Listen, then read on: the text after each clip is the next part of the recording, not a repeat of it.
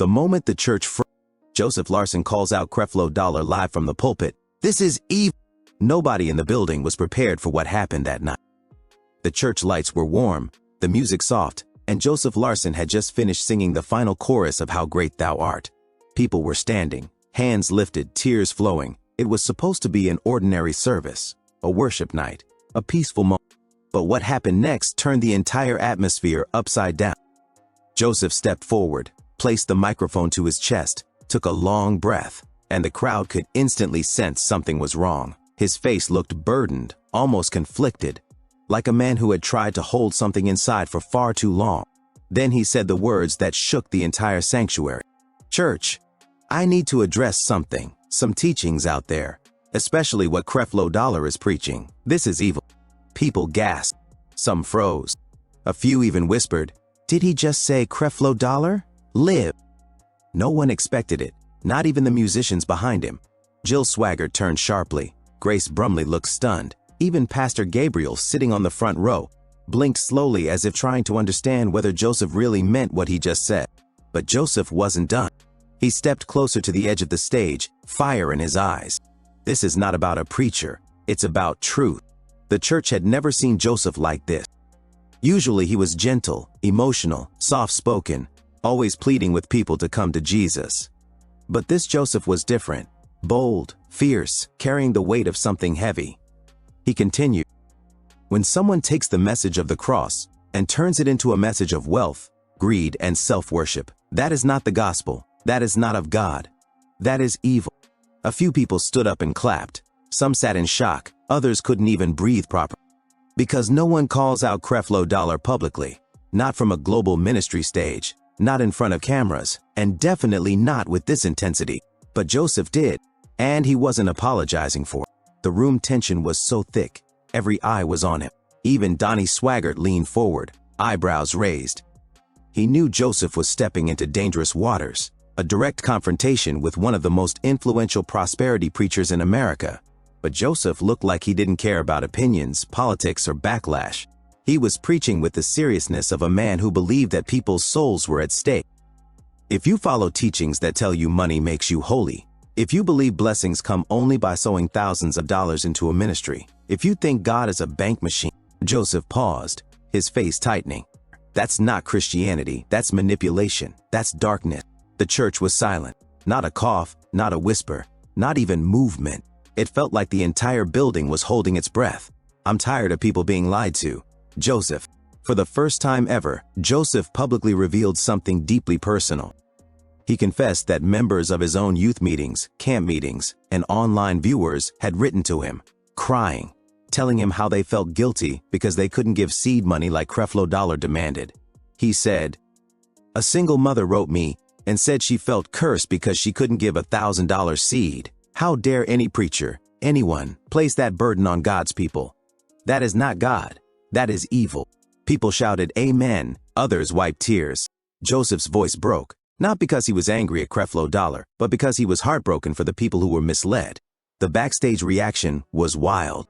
Behind the curtain, musicians exchanged shocked looks. One whispered, bro, we're gonna feel this on social media for weeks.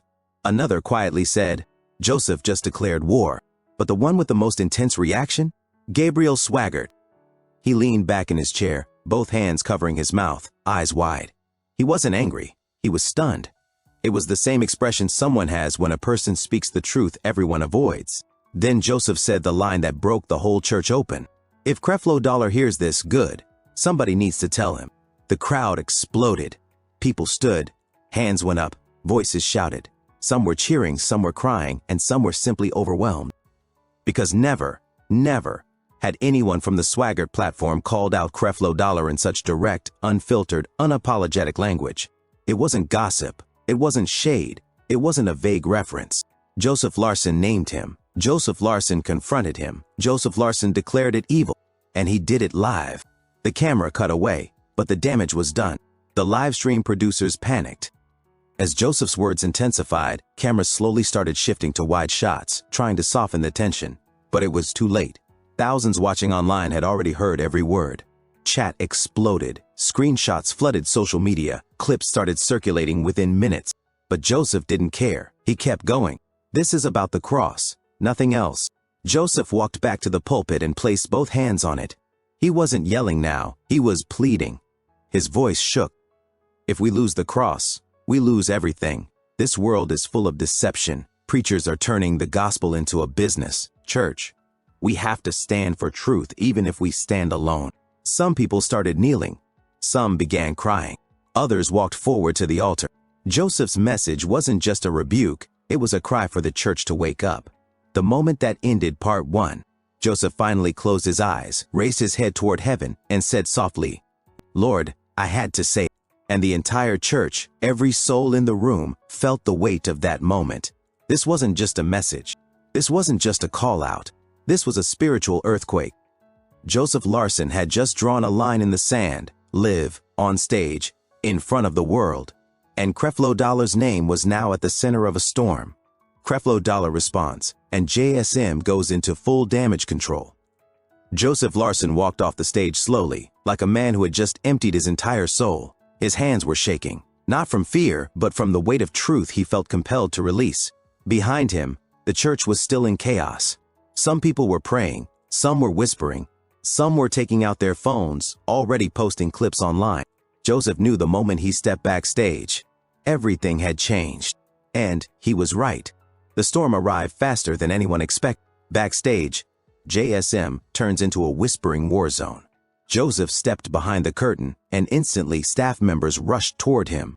One worker, trembling, whispered, "Bro, you said Creflo's name, live." Another said, "Twitter already exploded. Your clip is everywhere." Joseph didn't respond. He just closed his eyes, because he knew there was no going back. That's when Gabriel Swaggart approached him, but not with anger, not with shock, with something deeper, a mixture of pride and fear. Gabriel placed a hand on Joseph's shoulder. "You said what many pastors are afraid to say." Joseph looked up, eyes watery. "I couldn't stay silent anymore, Gabe. These people are suffering." Gabriel nodded slowly. "But brace yourself. Creflo won't stay quiet." And Gabriel was right. Creflo Dollar's first reaction, a tweet that shook everyone. Only 27 minutes after Joseph's clip went viral, Creflo Dollar posted, "I don't respond to lies. I respond to truth, and the truth will be revealed soon." That was it. No names, no direct tag, no quotes. But everyone knew who he meant. The comments went insane. Is he talking about Joseph Larson? Bro, it's clear. That JSM boy poked the wrong giant. This is going to blow up. The tweet hit 500K views in under an hour. But what happened next? Nobody saw coming. Creflo goes live, and things get dark fast. The next morning, Creflo Dollar surprised everyone by going live on his YouTube channel, something he rarely does spontaneously. Thousands joined instantly. His face, cold, serious, like someone preparing for war. He began without greeting. "There's a young preacher calling me evil." Boom. The entire live chat exploded. "He means Joseph. He said it. This I swore." Creflo leaned forward, tightening his jaw. If preaching financial blessing is evil, if teaching people to sow seeds is evil, then half the Bible is evil. The audience was stunned. He continued, "And if someone at JSM has a problem with that, they can come talk to me man to man." It was a challenge, a direct challenge to Joseph Larson, to JSM, to the entire Swaggart family. Meanwhile, JSM leadership in emergency meeting. Inside the green room at Family Worship Center, Gabriel, Donnie, and a few elders gathered around a table. Everyone looked tense. Donnie spoke first, his voice deep. "Joseph stirred something big. Creflo is not just any preacher. He has influence, connections, money, media strength." Gabriel replied, "And Joseph has truth." The room went silent. One elder finally said, "The problem isn't what Joseph said. The problem is the scale of this fight." Another added, "This is going to split audiences. Creflo's people, JSM people, everyone is watching." But the biggest shock came when Gabriel quietly revealed, "Dad, I think Joseph knew exactly what he was risking." Donnie looked at him sharply. "What do you mean?" Gabriel swallowed. "Joseph has been carrying this for months. He told me last week he couldn't sleep because of messages he got from desperate families who were manipulated by prosperity teachings." Donnie leaned back, eyes heavy. He was right to say it. But now we have to protect him. Joseph, alone in a dark room, breaks down. While everyone else was discussing strategy, Joseph sat alone in an empty prayer room. Lights off, door closed, hands covering his face. He whispered, "Lord, did I do the right thing?" His voice cracked, not because he feared Creflo Dollar, but because he feared hurting the body of Christ. He whispered again, "If I caused division, forgive me. But if I saved someone from deception, then let your name be glorified." Tears rolled down his face. For Joseph, this wasn't drama. This wasn't attention. This wasn't some YouTube moment. This was spiritual warfare. And he could feel it. The internet goes into full meltdown mode. Hashtags started trending. Joseph Creflo Pulpit war revealed teaching debate. YouTube commentators posted reaction videos within hours. Joseph Larson exposes Creflo Dollar. Creflo Dollar fires back. Is JSM going after prosperity preachers? Some defended Joseph, some defended Creflo, some just enjoyed the chaos. But the loudest voices? The people who had been hurt by prosperity preaching. Thousands commented, "I gave my rent money because Creflo said seed it. I lost my home. My mom died thinking she wasn't healed because she didn't give enough. I was told poverty meant I was cursed." And for the first time, Joseph realized his words had opened the floodgates of stories people were too afraid to share. The message from Frances Swaggart. That evening, as emotions were peaking, Joseph received a message he never expected. A short voicemail from Frances Swaggart.